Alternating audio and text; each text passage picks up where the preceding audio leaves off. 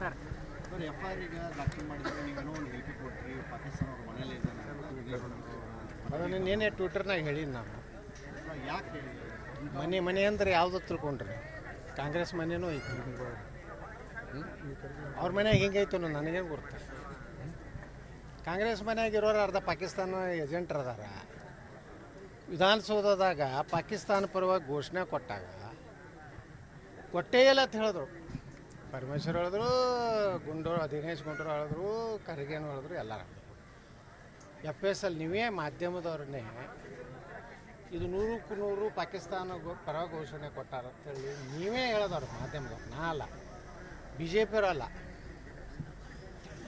ನೀವೇ ಅದನ್ನು ಹೊರಗೆ ತಂದವರು. ಅದನ್ನೇ ಸುಳ್ಳು ಅಂತೇಳಿ ಸಾಬೀತು ಮಾಡ್ಲಿಕ್ಕೆ ಹೋಗಿ ಸಿಗ್ಬಿಟ್ರು. ಅಂದ್ರೆ ಅವ್ರು ಅರ್ಧ ಪಾಕಿಸ್ತಾನ ಅಂದ್ರೆ ಅರ್ಧ ಪಾಕಿಸ್ತಾನ. ಅವರು ಕಾಂಗ್ರೆಸ್ ಅನ್ನುವಂಥ ಒಂದು ಮನೆಯಲ್ಲೇ ಪಾಕಿಸ್ತಾನ ಇದೆ. ಅಲ್ಲ, ಅವ್ರ ಮನೇಲಿ ಕುಂಬಳಕಾಯಿ ಕಳ್ಳ ತಂದ್ಕೊಳ್ಳಿ ನಾನೇ ಹಗಲು ಮುಟ್ಕೊಂಡ್ರೆ ಯತ್ನಾಳ್ ಏನು ಮಾಡ್ಲಿಕ್ಕಾಗೋದಿಲ್ಲ. ನಾ ಇಡೀ ಕಾಂಗ್ರೆಸ್ ಅಂದ್ರೆ ಪಾಕಿಸ್ತಾನದ ಒಂದು ಏಜೆಂಟ್ರು, ದಲಾಲರಿದ್ದಂಗೆ ಅದಾವೆ ಕಾಂಗ್ರೆಸ್. ಎಂದ್ರೆ ದೇಶದ ಬಗ್ಗೆ ಮಾತಾಡ್ಯಾರ,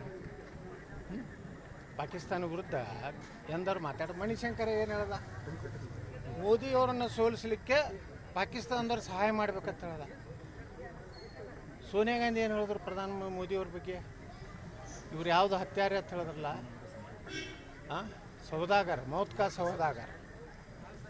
ಯಾಕೆ ನರೇಂದ್ರ ಮೋದಿಯವರು 10 ವರ್ಷದಲ್ಲಿ ಒಂದು ಭ್ರಷ್ಟಾಚಾರದ ಒಂದು ಪ್ರಕರಣ ತೆಗಿಲಿಕ್ಕೆ ಇವ್ರಿಗೆ ಆಗಲಿಲ್ಲ. 10 ವರ್ಷ ಪ್ರಧಾನಮಂತ್ರಿ ನರೇಂದ್ರ ಮೋದಿಯವ್ರ ಮೇಲೆ ಮಾಡಿರಿ, ತಾಕತ್ತಿದ್ರೆ ಭ್ರಷ್ಟದಾರ. ನಿಮ್ಮಲ್ಲಿ ಏನೂ ನೈತಿಕತೆಯೇ ಇಲ್ಲ, ಏನೋ ಒಬ್ರು ಜೈಲಿಗೆ ಹೋಗ್ಲಾಕತ್ತೀರಿ. ಮತ್ತು ನೀವೆಲ್ಲ ಜಾಮೀನು ಮ್ಯಾಗಿದ್ದೀರಿ ಕಾಂಗ್ರೆಸ್ನಾಗ. ಸೋನಿಯಾ ಗಾಂಧಿ ಜಾಮೀನು ಮ್ಯಾಗ, ರಾಹುಲ್ ಗಾಂಧಿ ಜಾಮೀನು ಮ್ಯಾಗ, ಪ್ರಿಯಾಂಕನ ಗಂಡು ವಾಡ್ರಾ ಅವಾಗ ಜಾಮೀನು ಮ್ಯಾಗ, ಎಲ್ಲರೂ ಜಾಮೀನು ಕಂಪನಿ ಇದು. ಅದಕ್ಕೆ ಕಾಂಗ್ರೆಸ್ ಅನ್ನೋದೇ ಪಾಕಿಸ್ತಾನದ ಒಂದು ಭಾರತದಲ್ಲಿರುವಂಥ ಒಂದು ಪಳವಳಿಕೆ.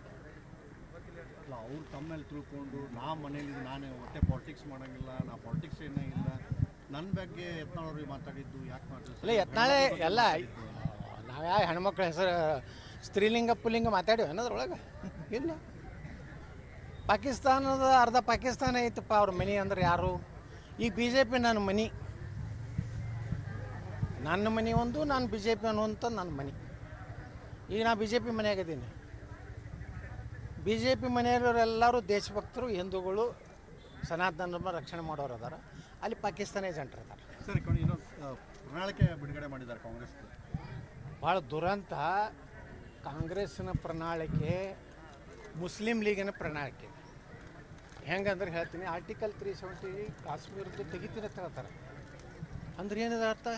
ಅಂದ್ರೆ ಭಾರತದ ಅವಿಭಾಜ್ಯ ಹಂಗಲ್ಲ ತಳಿ ನಾನು ಕಾಂಗ್ರೆಸ್ ಹೇಳ್ತದಂದರೆ ಇವರು